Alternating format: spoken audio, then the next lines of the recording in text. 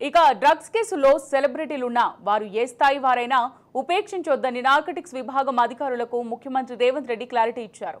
తెలంగాణను డ్రగ్స్ రహిత రాష్ట్రంగా తీర్చిదిద్దడమే లక్ష్యంగా ఉండాలని నొక్కి చెప్పారు.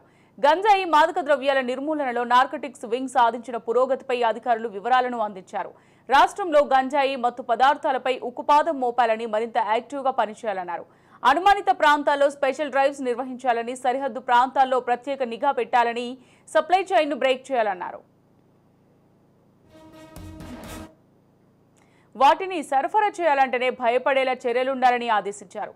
అవసరాలకు అనుగుణంగా యాంటీ డ్రగ్స్ టీంలను ఏర్పాటు చేయాలని, డ్రగ్స్ నిర్మూలన కోసం ఎఫెక్టివ్గా పనిచేసే వారిని ప్రోత్సహించాలన్నారు. డ్రగ్స్ పై ఉక్కుపాదం మోపేందుకు ప్రభుత్వం తరపున ఎలాంటి సహకారం కావాలన్నా సమకూర్చడానికి సిద్ధంగా ఉన్నట్టు భరోసా కల్పించారు. రాష్ట్రంలో డ్రగ్స్ అనే పదాన్ని వింటేనే భయపడేలా చర్యలుండాలన్నారు. ఇతర రాష్ట్రాలకు తెలంగాణ నార్కటిక్స్ బ్యూరో ఆదర్శంగా నిలవాలన్నారు.